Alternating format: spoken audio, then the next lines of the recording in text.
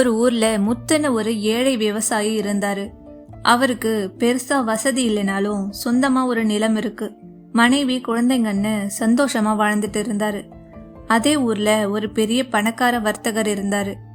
அவர்கிட்ட ஏகப்பட்ட சொத்து இருந்தும் இந்த முத்து மாதிரி நிம்மதியாவோ சந்தோஷமாவோ இல்லையேன்னு பொறாமப்பட்டாரு. அதனால அவனோட சந்தோஷத்தை எப்படி கெடுக்கிறதுன்னு யோசிச்சவரு ஒரு நாள் ராத்திரி முத்துவோட வீட்டு வாசல்ல ஒரு சின்ன துணி பைய வச்சுட்டு போனாரு.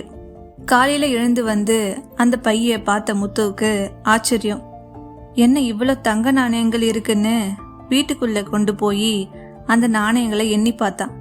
அதுல 98 நாணயங்கள் இருந்தது. முதல்ல நமக்கு பெரிய அதிர்ஷ்டம் அடிச்சிருக்குன்னு நினைச்சான். ரெண்டாவது 98 நாணயங்கள் தான் இருக்கு, இன்னும் 2 நாணயங்களை எப்படியாவது கஷ்டப்பட்டு சம்பாதிச்சு சேர்த்துடணும்னு அன்னையிலிருந்து கடுமையா உழைக்க ஆரம்பிச்சான்.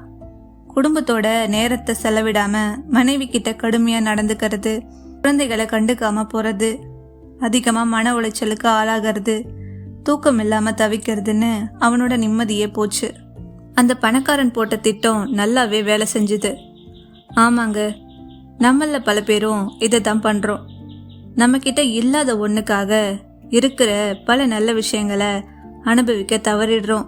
இந்த மாதிரி வீடியோஸ் உங்களுக்கு பிடிச்சிருந்ததுன்னா லைக் அண்ட் சப்ஸ்கிரைப் பண்ணிக்கோங்க.